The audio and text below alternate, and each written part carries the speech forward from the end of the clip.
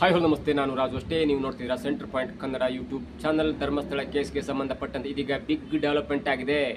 ಕಳೆದ 38 ವರ್ಷಗಳ ಹಿಂದೆ ಆದಂಥ ಒಂದು ಕೊಲೆ ಪ್ರಕರಣ ಇದೀಗ SIT ತಂಡದ ಮುಂದೆ ಬಂದು ನಿಂತಿದೆ.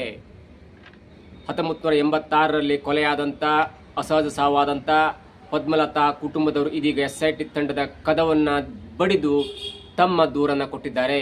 ಹಾಗಾದರೆ SIT ತಂಡ ಪದ್ಮಲತಾ ಕೊಲೆ ಪ್ರಕರಣ ಮತ್ತು ಅಸಹಜ ಸಾವಿನ ಪ್ರಕರಣವನ್ನು ತನಿಖೆಗೆ ತೆಗೆದುಕೊಂಡ್ರೆ ಯಾವ ಥರದ ತನಿಖೆ ಆಗುತ್ತೆ? ಈ ಭೀಮನ ಕೇಸ್ಗೂ ಮತ್ತು ಪದ್ಮಲತಾ ಕೇಸ್ಗೂ ಏನು ಸಂಬಂಧ? ಪದ್ಮಲತಾ ಕೇಸ್, ಈ ಭೀಮನ ಕೇಸ್ನಲ್ಲಿ SIT ತಂಡ ಯಾವೆಲ್ಲ ಒಂದು ಮುನ್ನೆಚ್ಚರಿಕೆ ಕ್ರಮವನ್ನು ಕೈಗೊಳ್ಳುತ್ತೆ? ಇವೆಲ್ಲವನ್ನು ನೋಡೋಣ. ಜೊತೆಗೆ ಈ ಪದ್ಮಲತಾ ಸಾವು ಹೇಗಾಯಿತು, ಅದರ ಹಿನ್ನೆಲೆ ಏನು, ಜೊತೆಗೆ ಆದಂಥ ತನಿಖೆ ಏನು, ಎಲ್ಲವನ್ನು ನೋಡೋದಕ್ಕಿಂತ ಮೊದಲು ಇಲ್ಲಿ ತನಕ ನಮ್ಮ ಚಾನಲ್ನ ಸಬ್ಸ್ಕ್ರೈಬ್ ಮಾಡಿಲ್ಲ ಅಂದರೆ ಈಗಲೇ ಸಬ್ಸ್ಕ್ರೈಬ್ ಮಾಡಿ. ಜೊತೆಗೆ ಕಾಮೆಂಟ್ಗಳ ಮುಖಾಂತರ ತಮ್ಮ ಅಭಿಪ್ರಾಯವನ್ನು ತಿಳಿಸಬಹುದು.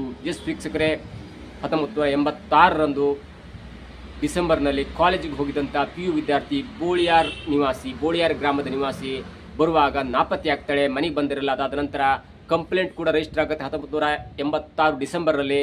ಅದಾದ ನಂತರ ಪೊಲೀಸ್ ಕೂಡ ತನಿಖೆಯನ್ನು ಮಾಡ್ತಾರೆ, ಹುಡುಕುವಂಥ ಪ್ರಯತ್ನ ಕೂಡ ಮಾಡ್ತಾರೆ. ಆದರೆ ಯಾವುದೇ ಕಾರಣಕ್ಕೂ ಕೂಡ ಪದ್ಮಲತಾ ಎನ್ನುವಂಥ ಹುಡುಗಿ ಸಿಕ್ಕಿರಲ್ಲ. ಆದರೆ ಬರೋಬ್ಬರಿ 57 ದಿನಗಳ ನಂತರ, ಅಂದರೆ ಜನವರಿಯಲ್ಲಿ, ಡಿಸೆಂಬರಲ್ಲಿ ನಾಪತ್ತೆ ಆಗ್ತಾಳೆ. ಜನವರಿಯಲ್ಲಿ 56 ದಿನಗಳ ನಂತರ ಆ ಪದ್ಮಲತಾ ಎನ್ನುವಂಥ ಹುಡುಗಿಯ ದೇಹ ಸಿಗುತ್ತೆ, ಮೂಳೆಗಳು ಸಿಗುತ್ತೆ. ಆ ಸಿಕ್ಕಾಗ ಒಂದು ಗೊಂದಲ ಇರುತ್ತೆ. ಯಾಕಂದರೆ ಅವಳ ದೇಹದ ಕೈಗಳು ಕಟ್ಟಲ್ಪಟ್ಟಿದ್ದವು ಎನ್ನುವಂಥ ಆರೋಪ ಕೂಡ ಅವರ ಕುಟುಂಬ ಮಾಡಿತ್ತು. ಅದಾದ ನಂತರ ಸರ್ಕಾರ ಈ ಪ್ರಕರಣವನ್ನು ಗಂಭೀರವಾಗಿ ತೆಗೆದುಕೊಳ್ಳುತ್ತೆ. ಯಾಕಂದರೆ ಪದ್ಮಲತಾ ಅವರ ತಂದೆ ಆ ಒಂದು ವಲಯದಲ್ಲಿ, ಆ ಒಂದು ಗ್ರಾಮದಲ್ಲಿ ಸ್ವಲ್ಪ ಪ್ರಭಾವಿ ಮುಖಂಡರಾಗಿರ್ತಾರೆ ಮತ್ತು CPIನ ಮುಖಂಡರು ಕೂಡ ಆಗಿರ್ತಾರೆ. ಗಂಗಾ ದೇವಾನಂದ ಎನ್ನುವಂಥ ವ್ಯಕ್ತಿ. ಹಾಗಾಗಿ ಅವರ ಒತ್ತಡಕ್ಕೆ ಮಣಿದು ಮತ್ತು ಸರ್ಕಾರ ಅವರ ಒತ್ತಡಕ್ಕೆ ಮಣಿದು CID ತನಿಖೆಯನ್ನು ಮಾಡುತ್ತೆ. ಆದರೆ ಬರೋಬ್ಬರಿ ಕೆಲವೊಂದು ವರ್ಷಗಳ ಕಾಲ CID ತನಿಖೆ ನಡೆದರೂ ಕೂಡ ಅಲ್ಲಿ ಅಪರಾಧವನ್ನು ಪತ್ತೆ ಹಚ್ಚಲಿಕ್ಕೆ ಮತ್ತು ಸಾವು ಯಾಕಾಯಿತು ಮತ್ತು ಸಾವಿಗೆ ಕಾರಣರಾದವರು ಯಾರು ಎನ್ನುವಂಥ ಪತ್ತೆ ಹಚ್ಚುವುದು ಕಷ್ಟ ಆಗಿ CID ತನ್ನ ಶರದಲ್ಲಿ ಬರೆಯುತ್ತೆ. ಅಪರಾಧವನ್ನು ಪತ್ತೆ ಹಚ್ಚಲಿಕ್ಕೆ ಆಗಿಲ್ಲ ಎನ್ನುವಂಥ ಒಂದು ತನಿಖೆಯನ್ನು ಮುಕ್ತಾಯಗೊಳಿಸುತ್ತೆ. ಅದಾದ ನಂತರ ಇದೀಗ ಭೀಮನ ಕೇಸ್ SIT ತಂಡದ ಮುಂದೆ ಬಂದಿದೆ. ಭೀಮ ಬಂದು ಹೇಳಿದ್ದಾನೆ, ಧರ್ಮಸ್ಥಳದ ಅಕ್ಕಪಕ್ಕ ಆದಂಥ ಅಸಹಜ ಸಾವುಗಳ ಪ್ರಕರಣದಲ್ಲಿ ದೌರ್ಜನ್ಯಕ್ಕೆ ಒಳಗಾದಂಥ ಮಹಿಳೆಯರ ದೇಹಗಳನ್ನು ನಾನು ಹೂತಾಕಿದ್ದೇನೆ, ಸುಮಾರು 463 ದೇಹಗಳನ್ನು ಹೂತಾಕಿದ್ದೇನೆ ಅನ್ನುವಂಥ ಸ್ಟೇಟ್ಮೆಂಟನ್ನು ಜುಲೈ 4ರಂದೇ ಕೊಟ್ಟಿದ್ದ. ಜುಲೈ 19ರಂದು SIT ತಂಡ ರಚನೆ ಆಗುತ್ತೆ ಮತ್ತು ಜುಲೈ 28ಕ್ಕೆ SIT ತಂಡ ಸ್ಥಳ ಮಹಜರ್ ಮಾಡುತ್ತೆ ಮತ್ತು ಇವತ್ತು SIT ತಂಡ ತನಿಖೆಯನ್ನು ಕೂಡ ಮುಂದುವರಿಸಿ ಇವತ್ತು 12 ದಿನ ಸಮಾಧಿ ಹೇಗೆ ಬಿಡುತ್ತಾ ಅಥವಾ ತನಿಖೆ ಯಾವ ಹಂತದಲ್ಲಿ ತನಿಖೆ ಆಗುತ್ತೆ ಎನ್ನುವುದು ಕೂಡ ಕಾದು ನೋಡಬೇಕಾಗಿದೆ. ಯಾಕಂದರೆ ಈ ಭೀಮನನ್ನ ಇವತ್ತು SIT ತಂಡ ತನ್ನೇ ಕಚೇರಿಗೆ ಕರೆಸಿಕೊಂಡು ವಿಚಾರಣೆ ಮಾಡ್ತಾ ಇದೆ. ಇವತ್ತು ಸ್ಪಾಟಿಗೆ ಹೋಗಿಲ್ಲ. ಖಾಸಗಿ ಕಾರ್ನಲ್ಲಿ ಬಂದಂಥ ಭೀಮನನ್ನ, ಅವರ ಪೊಲೀಸ್ ಸುಪರ್ದಿಯಲ್ಲಿ ಬಂದಂಥ ಭೀಮನನ್ನ SIT ತಂಡ ಇವತ್ತು ಎನ್ಕ್ವೈರಿ ಮಾಡ್ತಾ ಇದೆ. ಇದರ ಜೊತೆಗೆ ಪದ್ಮಲತಾ ಕುಟುಂಬದವರು ಕೂಡ SITಗೆ ಬಂದು ದೂರನ್ನು ಕೊಟ್ಟಿದ್ದಾರೆ. ದೂರು ಈಗ ಅಕ್ಸೆಪ್ಟ್ ಆಗಬೇಕಾಗಿದೆ. ಯಾಕಂದರೆ SP ಅವರು ಬಂದಿಲ್ಲ ಅನ್ನುವಂಥ ಒಂದು ಸ್ಟೇಟ್ಮೆಂಟ್ ಕೂಡ ಆ ದೂರುದಾರರು ಕೊಡ್ತಾ ಇದ್ದಾರೆ. ಆ ದೂರಿನಲ್ಲಿ ಸ್ಪಷ್ಟವಾಗಿದೆ, ನಾವು 1986ರಲ್ಲಿ ಹೀಗಾಯಿತು, ತನ್ನ ತಂಗಿಯಾದಂಥ ಅಂದರೆ ಪದ್ಮಲತಾ ಅವರ ಅಕ್ಕ ಇಂದ್ರಾವತಿಯವರು ಬಂದು ದೂರನ್ನು ಕೊಡ್ತಾ ಇದ್ದಾರೆ SIT ತಂಡಕ್ಕೆ. ಹಾಗಾಗಿ ಅವರ ಒಂದು ಸ್ಟೇಟ್ಮೆಂಟ್ ಕೂಡ ಸ್ಪಷ್ಟವಾಗಿದೆ.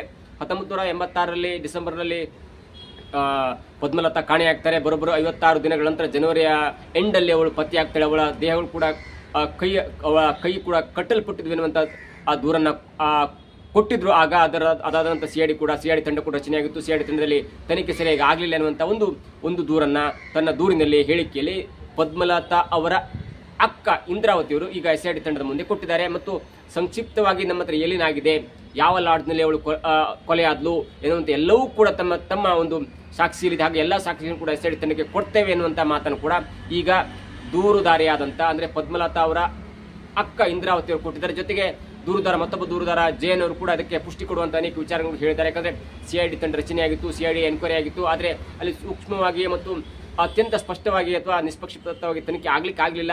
ಆದರೆ ಈಗ SIT ತಂಡ ಇದೆ, ಅದು ಕೂಡ CID ಲೆವೆಲ್ನಲ್ಲಿ ಒಂದು ತನಿಖಾ ಸಂಸ್ಥೆಯಾಗಿದೆ. ಹಾಗಾಗಿ ಈಗ ನಾವು ದೂರು ಕೊಡ್ತಾ ಇದ್ದೇವೆ ಮತ್ತು ಎಲ್ಲ ಸಾಕ್ಷಿಗಳನ್ನು ಕೂಡ ಕೊಟ್ಟಿದ್ದೇವೆ. ಮತ್ತು ಇದ್ದಂಥ ಲಾಡ್ಜ್ನಲ್ಲಿ ಕೊಲೆ ಆಯ್ತಲ್ಲ, ಅದೇ ಲಾಡ್ಜ್ ಈಗಲೂ ಇದೆ. ಹಾಗಾಗಿ SIT ತಂಡ ಎಲ್ಲವನ್ನು ಕೂಡ ಎನ್ಕ್ವೈರಿ ಮಾಡಬೇಕನ್ನುವಂಥ ಒಂದು ಸ್ಟೇಟ್ಮೆಂಟ್ನ ಕೂಡ ಕೊಟ್ಟಿದ್ದಾರೆ. ಜೊತೆಗೆ ಈ ದೂರು ಅಕ್ಸೆಪ್ಟ್ ಆಗುತ್ತಾ ಅಥವಾ ದೂರು ಸ್ವೀಕಾರ ಆಗುತ್ತಾ ಅನ್ನೋದು ಕೂಡ ಕಾದು ನೋಡಬೇಕಾಗಿದೆ. ಯಾಕಂದರೆ ಇಲ್ಲಿ ಭೀಮನ ಒಂದು ಅಕ್ಕಪಕ್ಕ ಇರುವಂಥ ಕೇಸ್ಗಳನ್ನು ಮಾತ್ರ ತನಿಖೆ ಮಾಡ್ತಾರೆ. ಯಾಕಂದರೆ ಈ ತನಿಖೆಗೆ ಮುಖ್ಯವಾದ ಕಾರಣ ಅದೇನೆಂದರೆ ಮಹಿಳಾ ಆಯೋಗದ ಅಧ್ಯಕ್ಷರಾಗಿರುವಂಥ ಡಾಕ್ಟರ್ ನಾಗಲಕ್ಷ್ಮಿ ಚೌಧರಿಯವರು ಒಂದು ದೂರನ್ನು ಕೊಟ್ಟಿದ್ರು.